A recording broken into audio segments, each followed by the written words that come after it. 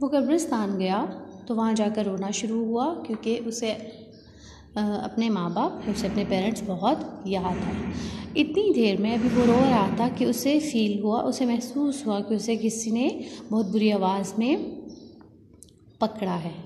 तस्वीर में आप देखें कि पिप को एक बुरे से हुलिये वाले आदमी ने पकड़ लिया है। वो आदमी कौन था? वो आदमी जेल से भागा हुआ एक ख़तरनाक मुजरिम था। उसके पाँव में ज़ंजीर थी और उसके कपड़े दलदल और समंदर में तैर कर यहाँ पहुँचते तक बहुत ख़राब हो चुके थे। पिप बहुत ज़्यादा डर रहा था, लेकिन कॉन्विक्ट, वो जो मुजरिम था, वो उसे कह रहा था कि अगर तुमने आवाज़ निकाली तो मैं तुम्हारा गला काट दूँगा। पिप बहुत ज़्यादा उससे डरने शुरू हो गया और वो उससे पूछने लगा कि तुम कहाँ रहते हो और किसके साथ रहते हो। और इसमें वो पिप की जेब में हाथ डालता है और उसकी जेब से कुछ भी नहीं निकलता सिवाय एक रोटी के टुकड़े के। अब वो मुजरिम पिप को कब्र के ऊपर पत्थर पर बिठा देता है और उससे सवालात करने शुरू करता है।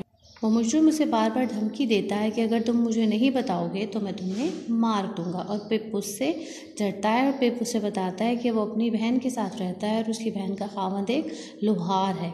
ये सुनकर उससे एक तसल्ली सी होती है कि शायद वो ही इसको मदद मिल सके जिससे वो अपने पाँव की ज़ंजीरें काट सके। फिर वो मुजरिम पिप से फरमाइश करता है कि उसे 2 चीज़ें चाहिए, एक वो आला जिससे वो अपनी ज़ंजीर काट सके और कुछ खाने के टुकड़े, और ये सब चीज़ें लेकर तुमने सुबह किले के पास पहुंचना है। मुजरिम बार बार पिप को इस चीज़ के लिए कह रहा था कि तुमने ये बात किसी को नहीं बतानी, अगर तुम ये बात किसी को बताओगे तो मैं तुम्हें मार दूंगा। वो उसको डराने के लिए कुछ एक ऐसे आदमी का जिक्र करता है जो होता ही नहीं कि वो आदमी तुम्हारी आवाज़ें सुन सकेगा।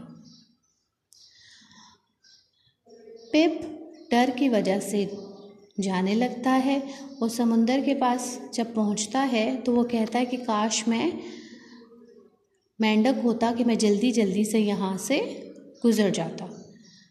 वो अपने जिस्म को अपनी दोनों बाजुओं से पक्की तरह घेरता है और वो चर्च की दीवार को टाप के जल्दी से चला जाता है, लेकिन वो बहुत ज़्यादा डर रहा होता है। This is the name, The Pip Meets a Convict is written by Charles Dickens. Okay class, this was about the story of a person who was orphan and he met with a very strange person. Now class, what you have to do with a very good reading of the story, and you have to learn all the meanings, question answers and sentences so that you can better understand the story. And if you have any difficulty or problem, do let me know again. Thank you so very much.